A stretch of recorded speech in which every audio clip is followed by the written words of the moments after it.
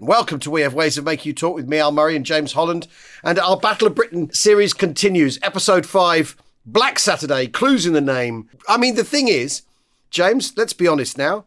We've, I think, in recent episodes, kind of said that the Battle of Britain, one way or another, is a foregone conclusion, that the Dowding system is in place. Fighter commanders prepared pretty much for this battle. The Luftwaffe is a tactical air force trying to achieve a strategic aim for which it has never planned. So what's the fuss, right? Someone who stopped listening on our last episode would be forgiven for thinking that, perhaps. Yes, but it's all very well saying that from the from our comfy seats 85 years hence.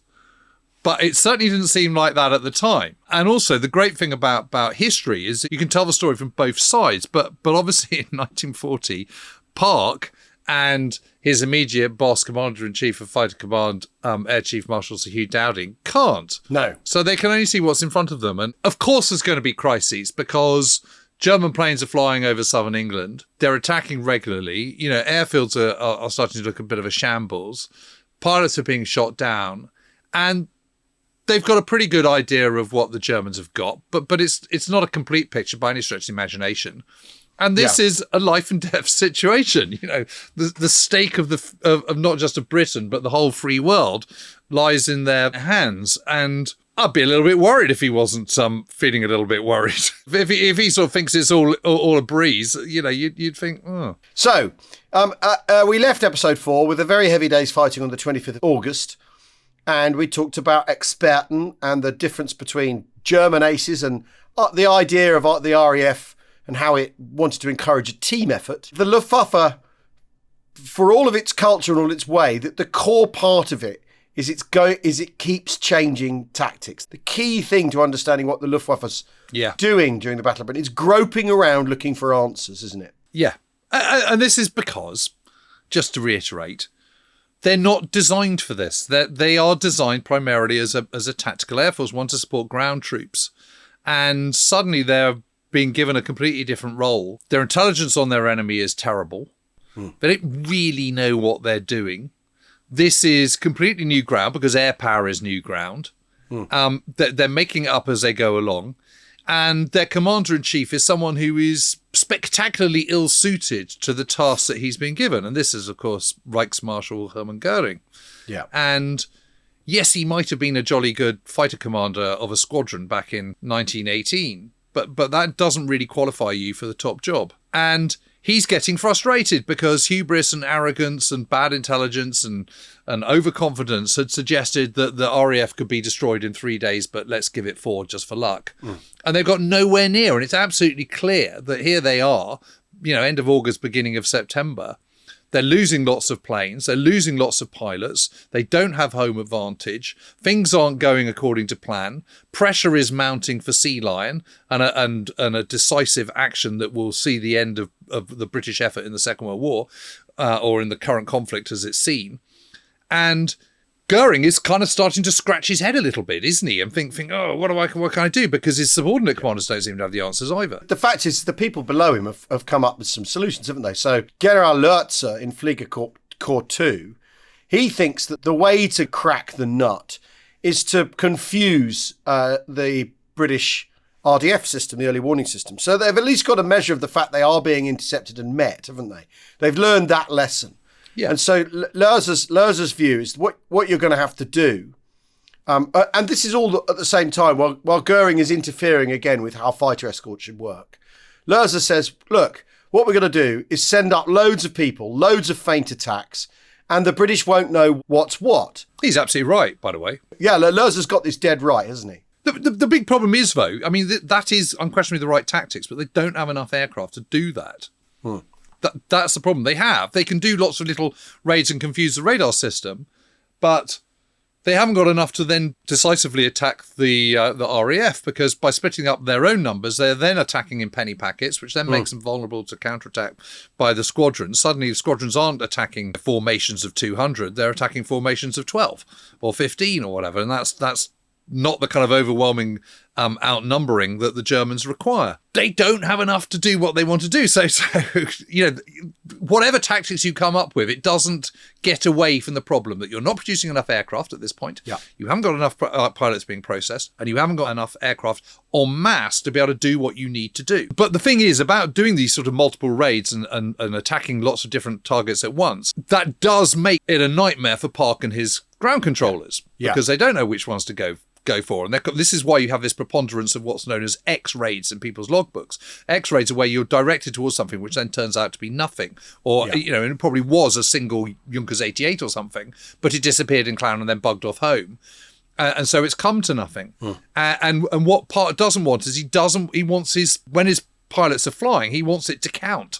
He doesn't want them sort of wasting time and effort and fuel chasing red herrings, basically. I mean, this is one of the interesting things about Park, is he's evolving the system as it comes, and as the Germans evolve, so does he. Yeah. So he orders fighter leaders, whenever they see anything, to make a visual report of size, height, and direction of any enemy formation they spot, which then goes back down onto the ground and then is relayed to any other fighters already airborne. Because one of the things, of course, is the radio they've got, you can't talk to one another between squadrons. Everything's got to go back to the ground controller and then back up. The ground needs all the information it can possibly get. And so what Park's doing is he's adding another slice of info for his controllers on the ground to sort of siphon and filter, right? Absolutely. But the other thing that I think is really, really important to stress, and nearly every book that's ever been written about the Battle of Britain doesn't stress this, is that these ground controllers are getting better at it.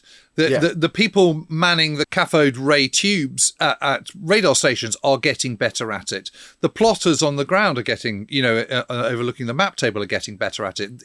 This intensity is only improving the standard of the RAF's ability to analyse the information that's coming in. And actually, although it causes a huge amount of concern, this massive information coming into them when the Luftwaffe are doing this sort of scattergun raid approach is incredibly good practice for them. I mean, there's nothing better to sharpen their skills than this. Yeah. And that's the truth of it. And again, you're right. Park is a very tactically flexible commander. So, he updates instructions again on the 27th of August. So it had been agreed that should there be a heavy raid heading for 11 group airfields within easy reach of 10 and 12 group squadrons, then these neighbouring units could be called upon to help. And Park is really happy that 10 group has been cooperating magnificently under Quentin Brand. But he says, up to date, 12 group, on the other hand, have not shown the same desire to cooperate by dispatching their squadrons to the places requested. So the idea is, isn't it, is he doesn't want his airfields left unprotected. So when 11 group fighters scramble, the idea is that 12 group guys come down to patrol over those airfields to protect them from enemy attack. The thing to emphasise about the early warning system is once aircraft are over the coast, they're tracked by the observer corps, not by RDF. And if there's cloud or whatever, they may not spot everything. Your airfields inland in 11 group need protecting by 12 group aircraft. The issue is that 12 group pilots are pretty bored twiddling their thumbs, waiting to go into action because the action's been happening in 11 group and 10 group mainly.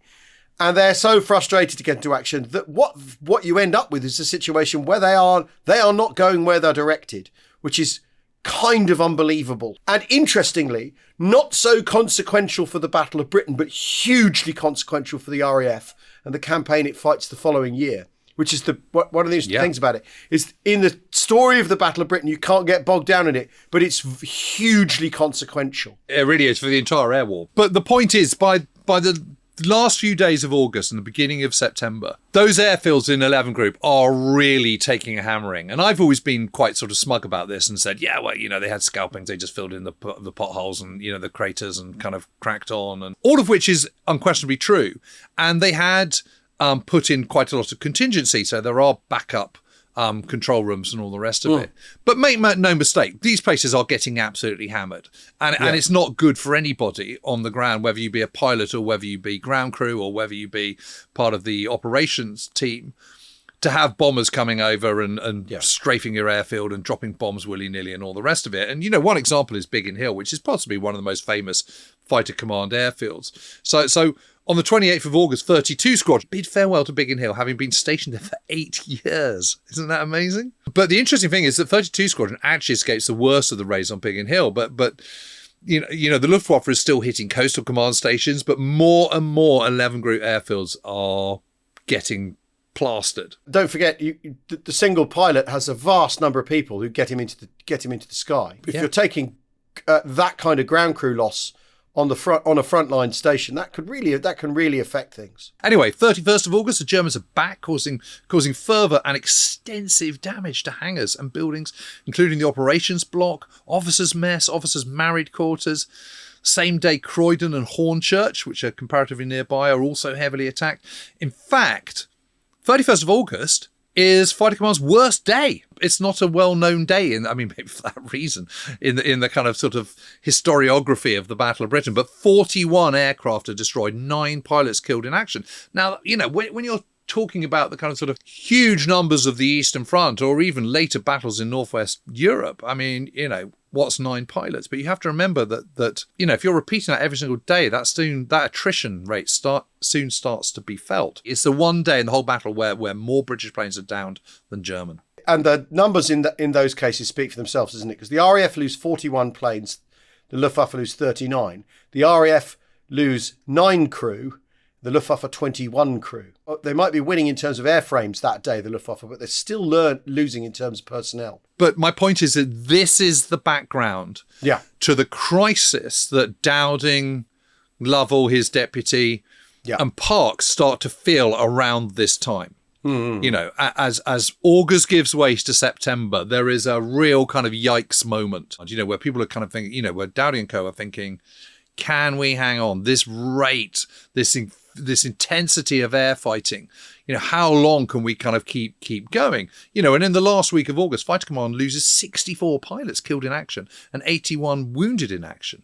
That's a lot. The relentless attacks on airfield are definitely taking their toll. That's the point. And because pilots are the issue, it's at this stage that we see the release of the Poles into the battle, basically, isn't it? Yeah, and the Czechs too. It's interesting, isn't it? Because the Poles have sort of become very much the centrally remembered part of this effort, haven't they? Obviously, there's more of them than anyone else. Yes, there's 144 of them. There's lots of remembering of the Poles. And I think that's a fantastic thing. No, it's very, very, very funny how everyone always sort of goes, well, no one ever remembers the Poles. Like, no one ever forgets the Poles. Quite right too. They're in the Battle of Britain film.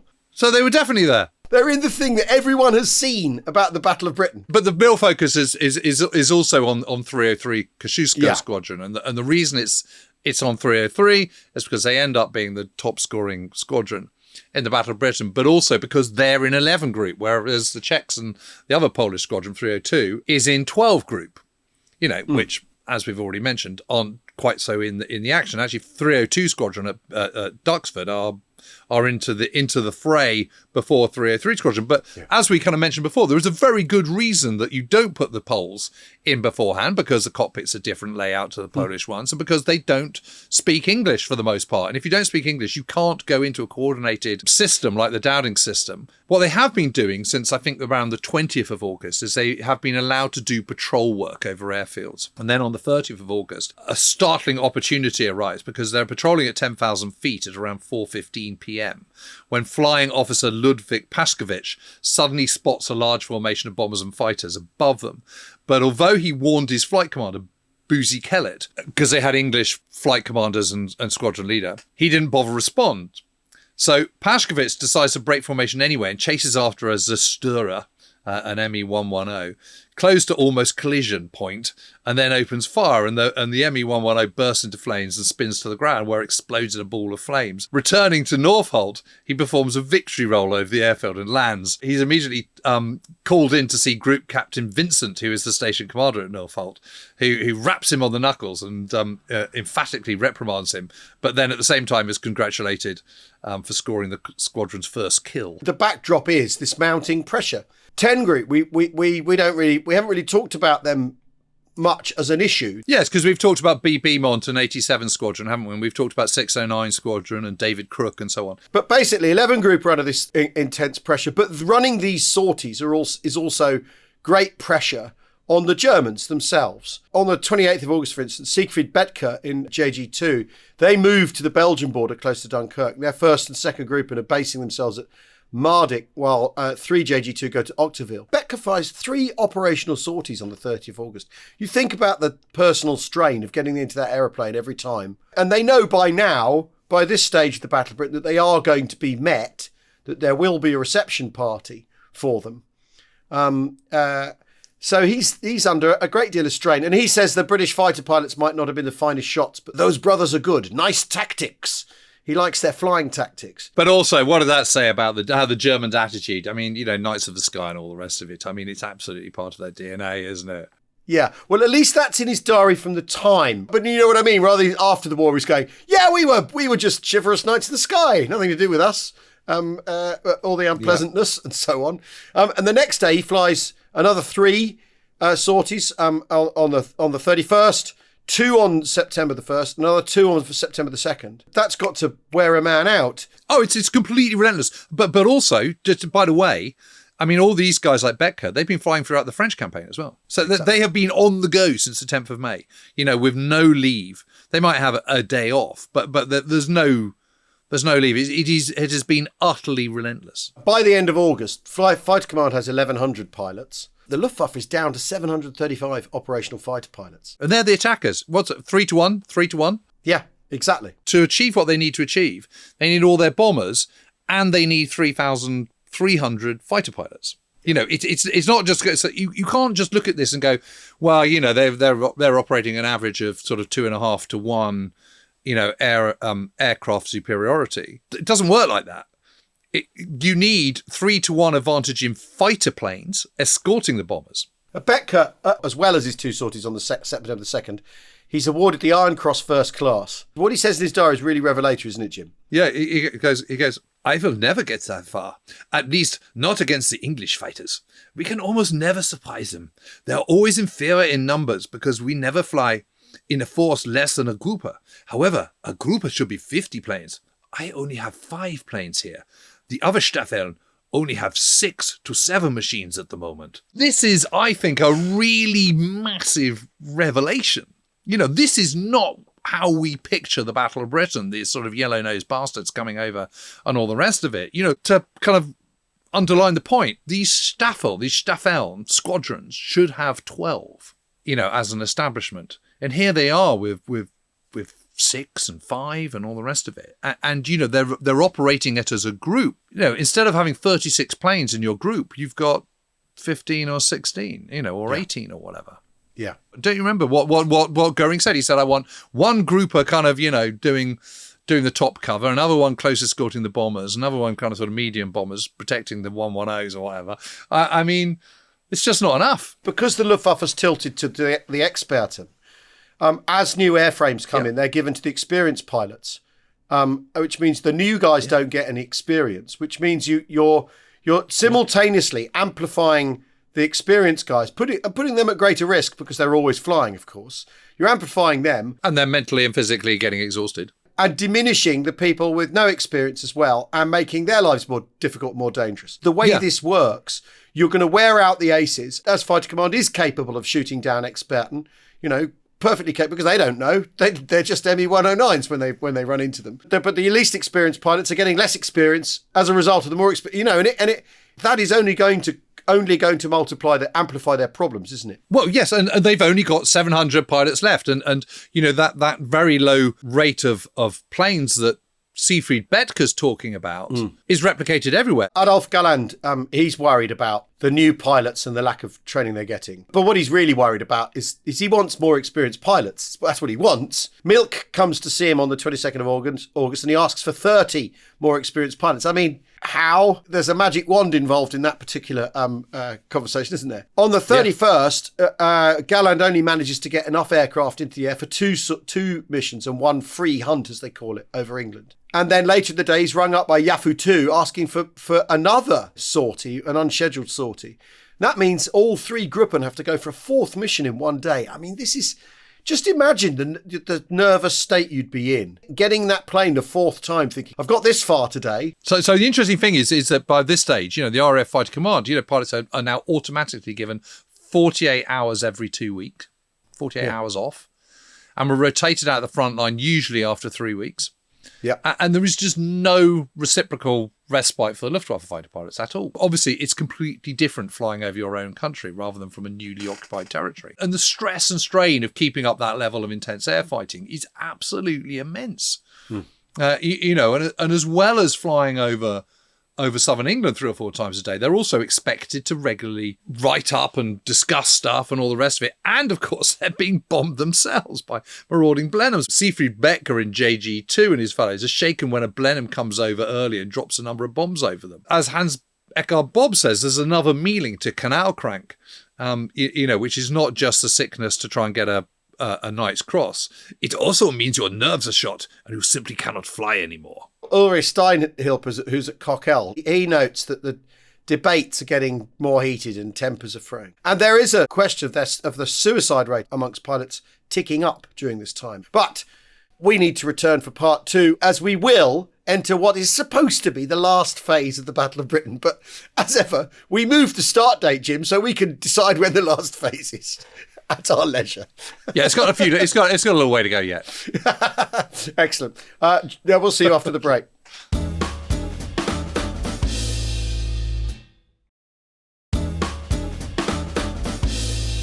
Welcome back to Way of Ways of Making You Talk, part 5 of our Battle of Britain series. Now, as we've said, the RAF's been placed under increasing pressure towards the end of August and the turn of the month into September. We're recording this on the 1st of September, so there is that feeling this time of year, isn't it? That the year has turned a corner. Yes. The days are getting noticeably shorter. This is what's called what Dowding in his dispatch called the last phase of the Battle of Britain. Yes, which begins on the Saturday, the 7th of September. There's plenty going on before this. The big politics is that the Destroyers for Bases deal between the US and the UK is ratified on the 2nd of September, which is sort of basically Churchill getting Roosevelt to paddle beyond his ankles in the possibility of joining a war in the West. And these destroyers are really, they're symbolic more than anything else. They're out of date. They need a lot of work done to them. The portion of American political establishment that doesn't like Britain gets some bases so it can rub its hands with glee at the dismantlement of the British Empire and all that sort of thing. One of the things that's part of the information exchange is details about RDF. This is actually sort of a hallmark of how the British conduct the war.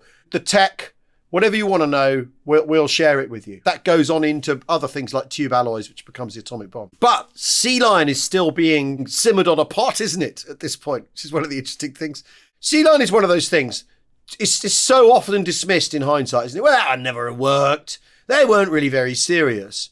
But at the time, there's a whole load of people involved in the planning who are deadly serious about this. So they're getting there trying to solve the problems that Sea Lion offers. Well, the bottom line is this. You don't remove thousands of Rhine River barges, upset the industrial economy in Germany, if you're not serious about it. All these arguments going on about where the Kriegsmarine should land, whether you cross light forces from Le Havre to Brighton, and main landing Eastbourne and Folkestone, Fallschirmjäger being brought in, dropped on the South Downs, all this sort of stuff. And of course, Fallschirmjäger fall under Luftwaffe, so they fall under Goering. So he's being consequently non-committal because no one wants to make up their mind at this stage. It's a series of compromises, but people are arguing about this and are trying to figure out how on earth to do it. But what they're really interested in is its political effect. OKH and OKW, they're agreed that the invasion, it's got to be a coup de grace, which is what Hitler wants, which is a thing that topples the British government rather than a full-blown campaign. The problem is that plans that they're still working towards a plan as though they're going to have to carry it out. And if you remember, the army want a broad front, the navy want a very small front. What they've done is a sort of medium-sized front, which kind of ends up pleasing nobody. But, be that as it may, it is all happening, and there is also now talk of launching large-scale terror raids on London with the intention of causing mass panic and, hope, like France, that streams of people would flee London, blocking roads and hampering British moves to meet the invasion. But making assumptions on a kind of sort of reactive response from the British, I think, is also kind of problematic. But Hitler is back in Berlin. He tells Jodl on the 30th of August that he would decide on Sea Lion on or around the 10th of September, which is absolutely classic Hitler prevarication. Since it's accepted that at least 10 days' notice would be needed, a timetable was now drawn up and issued on the 3rd of September. But this made the earliest sailing date then around the 20th of September. That's the point where you get slightly dodgy tides and, the weather's whipping up a little bit, or can be. Time is running out. There's absolutely no question. And it's certainly true that Goering has very little faith in Sea Lion. But Hitler, curiously, is as at this moment, at the beginning of September, becoming more optimistic. Ironically, because at last the Luftwaffe seems to be emphatically winning the air battle currently raging, according to Luftwaffe intelligence, which is universally believed. And this goes back to our old friend Beppo Schmidt, his chief intelligence officer, who's junior in rank to the actual head of intelligence for the Luftwaffe, General Martini. But at a conference held by the Reichsmarshal at The Hague on the 29th of August, Schmidt confirms that British fighter strength had dropped to almost around 100. Although with the lull up to the 23rd, they probably had an actual strength of around 350. Kesselring reports that according to Generalmajor Theo Osterkamp, the commander of Jafu II, Germany already had unconditional fighter superiority now. It's interesting, though, because they don't then act on Sea Lion. You'd think, well, they're down to 100, we might as well go for it. It's as if they don't believe the numbers. So they're putting on this kind of of course we're winning, because anything else is just unconscionable. But what is absolutely clear is while they're getting a little bit overconfident, their view is not reflected in the reality of their own Staffel, their own fighter squadrons with their depleted numbers. It is pilot shortage, which is the big concern for Dowding, Park and all at Fighter Command. And a report to the Joint Intelligence Committee by Air Intelligence is conducted by Group Captain Tommy Elmhurst, who we've mentioned before, who later becomes Mary Cunningham's right-hand man in the Desert Air Force and then the 1st Tactical Air Force in Tunisia. They do have a pretty clear understanding of the German production levels. And it's predicted that if current German fighter losses continue, the Luftwaffe will probably have to give up around the 3rd week of September. But at the beginning of September, after the worst week for Fighter Command since, start of the summer, this doesn't really feel that much of a comfort. Dowding and his deputy, Air Vice Marshal Douglas Eville, are really, really worried at this point. They hope they can hang on for another 3 weeks, but they're not going to bet on it. So this is the dark shroud of defeat hovering above them kind of thing. If you're in 11 group where you're being deployed the entire time and your airfields are being attacked, it's a profoundly unsettling. The airfields are in turmoil. They can't keep their squadrons at strength. Even though Fighter Command are trying to make sure their pilots are rested, they're still flying 50 to 60 hours a day. Collectively, across Fighter Command. Had the Luftwaffe had greater strength, this would be their moment to topple the RAF. But as we keep saying, they don't. The reality is that Fighter Command squadrons are often in much, much better shape than most of the Luftwaffe units, and their pilots are getting way more chances to rest. But again, it's all relative, because the point is this, is Luftwaffe strength seems so formidable because it can choose when it attacks and is able to concentrate its forces. So it always seems like there's lots of them. But in terms of total numbers of aircraft, the gap between the RAF, so that includes Coastal Command, Bomber Command and RAF, is closing with comparison to the Luftwaffe rather than widening, as the Luftwaffe High Command think. So in other words, at this crucial moment, Fighter Command are underestimating their own strength comparative to the Luftwaffe. And the Luftwaffe are overestimating their strength compared to the RAF.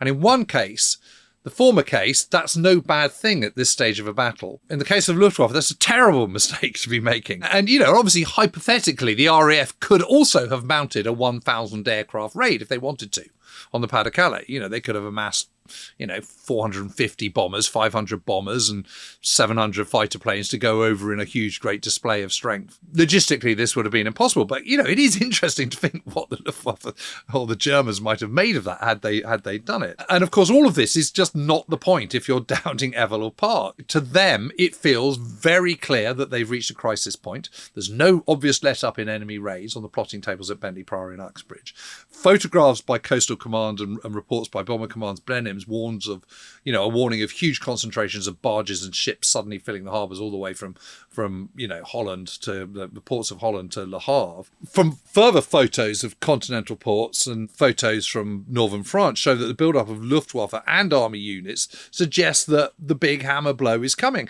They've been plotting the fact that most of the fighter planes and Stukas have been moved into the kind of, Flanders and Pas-de-Calais and all the rest of it. And what that all suggests is one giant, massive hammer blow. And Dowding is worried that they're not going to be able to meet that blow. It's crisis point. Goering takes control. On the 6th of September, strolls into town in his private train, Asia, with news that he was personally taking control of the battle. So here we go, ladies and gentlemen, with the backdrop of Bomber Command having gone back to Berlin on the night of the 3rd or 4th September and bombed Berlin again. At that point, Hitler's run out of patience. He's had it. He's had it right up to here with the British bombing. So he makes a speech at the Sports Palace on the 4th of September, and he vows revenge and goes into the full Hitler rant mode. I mean, this is spittle flying, clutching the air. If they declare that they will attack our cities on a large scale, we will erase theirs. We will put a stop to the game of these night pirates, as good as their fitness. The hour will come when one or the other of us will crumble, and that will not be National Socialist Germany. Yeah, right. Yeah, whatever. But Goering's not keen at all. 10 days earlier, he's champing at the bit to attack British cities, but now he's got a really bad case of cold feet. And he just, he's still praying, as he was back in August 1939, that Britain could yet be brought to the peace table. And he knows perfectly well that the moment his Luftwaffe start attacking London, that ain't going to happen. Anyway, this is a famous moment. He reaches the front and he visits his commanders and summons a number of his new fighter commodores, including Werner Mulders and Adolf Galland. Goering is not in a good mood, I think it's fair to say. He too, like Hitler, like the Führer, is racked with indecision about the mass attacks on British cities. That Hitler's now at long last authorised. Protecting bombers, he tells them, is far more important than securing record bags of enemy fighters. And then he softens a little and he asks them what he could do to improve the matters for them. Galland says, I should like an outfit of Spitfires for my squadron. To which Goering replies, we have the best fighter in the world. And of course, Galland then explains what he means. He goes, yes. Of course, I prefer the ME-109 as a fighter. It's much better because it could accelerate, climb, and dive quickly and all the rest of it. But because of its lower wing loading, Spitfire is more suited to slower manoeuvres, which is what you need when you're protecting bombers. Goering has no answer at all to this. The Luftwaffe crew, they're not mad keen on mass daylight raids anyway. It's all difficult, isn't it? It's the other thing is getting an aircraft like that organised is difficult. They also know that the RAF intercept them wherever they go. So a big, fat, juicy target to be intercepted isn't necessarily something you want to sign up for. The sort of tip and run thing the Germans have been doing up to this point at the end of August has been less of a... I mean, everything's a strain, but I think the prospect of these big formations is difficult. Although Galland himself thinks it's actually the way to go, and it's the best way to flush the RAF out. As we've been talking about bombing throughout this series, the sort of function of it changes, doesn't it? It's terror bombing 1 minute as part of Sea Lion. It's to get the fighters out for another reason. It's attacking the shipping initially. This is the problem when you have a tactical air force. You don't know what to do with it when you're not fighting an army. You don't know what to do when you haven't got enough. And also, the whole of the 1920s and 1930s has been discussion about what bombing's for and what its political effect will be. And the idea that Hitler doesn't think that a good bit of bombing isn't going to cause some sort of political knock-on. He thinks purely in political terms when it comes to war. And that's what he's used bombing for before. So there's got to be an element that, as we get into it, the idea is they're attacking industrial targets, but it's also about trying to deliver a moral effect, isn't it? But the bottom line is, if your job is to destroy the Royal Air Force, the best way to do that is to hammer airfields and continue hammering airfields, and I mean, how are you going to destroy the Air Force by attacking London? I suppose by drawing them into the battle. But it suggests, tactics that are running out of steam, that you're kind of running out of ideas at the previous one, which was going to kind of destroy the RAF absolutely without question, in 4 days has run out of steam, and you're having to kind of scratch your head and start again. He thinks this bombing campaign will probably do the trick in 4 days as well, doesn't he? But Richthofen is worried that Goering's going to kind of lose his nerve and pull out of the policy. But actually, he doesn't have to worry about that, because the following afternoon, Goering is standing on Cap Green A with his assembled commanders and entourage, watching the largest Luftwaffe formation ever assembled pass over his head. There's some 900 aircraft, 300 bombers, 600 fighters, stepped up between 14,000 and 23,000 feet. You know, this is the massed formation of Luftwaffe, the sky dark with black crosses, all the rest of it. You know, and this is the afternoon of Saturday, the 7th of September. But before we get on to what happens with that raid, we need to turn back to Fighter Command and the pilot crisis, because suddenly a simple but genius solution has been put forward that very same morning of Saturday, the 7th of September 1940. 249 Squadron are now at North Weald. They've moved from Boscombe down in part of the sort of rotation that Parker's been instigating. Pilot Officer Tom Neal is on the slate all day. Flies once at 9 a.m. for 15 minutes, second a bit later patrolling the Thames Estuary. Nothing doing. But even so, he senses something's up. There's a kind of air of expectancy. Tom is aware of invasion talk and, you know, is this it? But meanwhile, Dowding calls a meeting with Park Eville, his deputy, Sholto Douglas, the deputy chief of the air staff, and he explains that they need to think about what they should do should Fighter Command start to, in inverted commas, go downhill. And his assumption is that they're soon going to be unable to keep squadrons fully equipped with pilots. If things continue, his policy of rotating squadrons is going to become impossible. So he's already worried that the Germans might discover how hard hit they are. He has no idea that they already believe Fighter Command to be a spent force.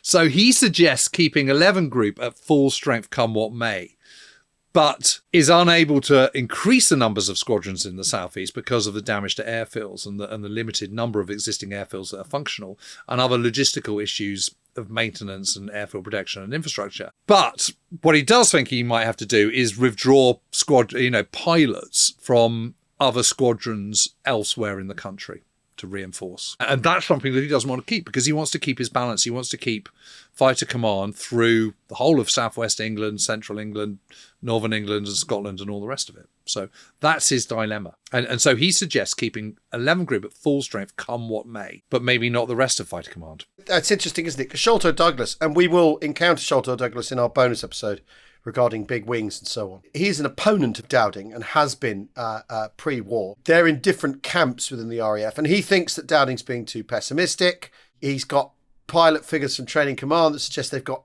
lots of men coming through. But Dowding says it's about being a combat-ready fighter pilot, not being a trained pilot. There are these grains of sand of tension within the RAF that turn into pearls of disaster later on for some of these protagonists. But there is this key feeling. They're going downhill and they're losing 120 pilots a week, and the losses are outstripping what the OTUs can produce. So they've already cut the course. But it's also kind of the source of the idea that people were sent into the Battle of Britain with no experience at all. But you've got less time on type as you transfer from your training aircraft to the monoplanes to the fighter planes. And it means some guys are getting onto squadron with 10 hours on Spitfires and Hurricanes. Just to make a point here, it's the combat-ready fighter pilot that's the key thing. Because this idea that squadron leaders are sending up green pilots with only 10 hours on a Hurricane into battle, that is not happening. Because they're next to useless. They actually cause more harm than good. So what that means is you're then putting more strain on the experienced pilots. It's the same thing that's happening to the Luftwaffe fighter pilots. So that's the problem. And what you really need to do is you need pilots who are just honed as a killing machine. And that's what you want. This is exactly the same thing that Galland is saying. I don't want more pilots. I want experienced pilots. That is the issue. So it's not that guys out of OTU are being sent off to become sacrificial lambs. That is not happening. They are very much the exception rather than the rule. And this is where Park finds the solution, which is really, really clever. So new pilots will get sent to the north, the squadrons in the north, for extra training, while only fully trained pilots from the north will be sent to squadrons in the south. So you've got extra time on training sorties in the north. And Dowding points out that it needs fresh operational squadrons to exchange in total with 11 Group's battle-exhausted squadrons. Because as we pointed out, 11 Group, they're flying all the time. And so Park says, well, why not run the two schemes together? So what we do is bring in pilots, not squadrons. So there's an internal rotation within the squadrons rather than whole squadrons, so that you're not swapping out a completely exhausted formation for a brand new one. So you're avoiding the sort of cliff edge of bringing in green people. And he suggests this should take effect only when a squadron's quota has fallen below 15, which is below its 75% strength. This is the absolute nub of it. And again, this is something that almost every book written about the Battle of Britain doesn't explain. So yes, you have 12 pilots in the air, but that doesn't mean you've got 12 pilots on the ground. And this is why Tommy Elmhurst's report is so gloomy. He thinks in the air intelligence that a Luftwaffe Staffel is the same as a squadron, i.e. 20 to 22 pilots to keep 12 aircraft in the air at any one time. But this isn't the case, because the established strength for the Luftwaffe Staffel is 12.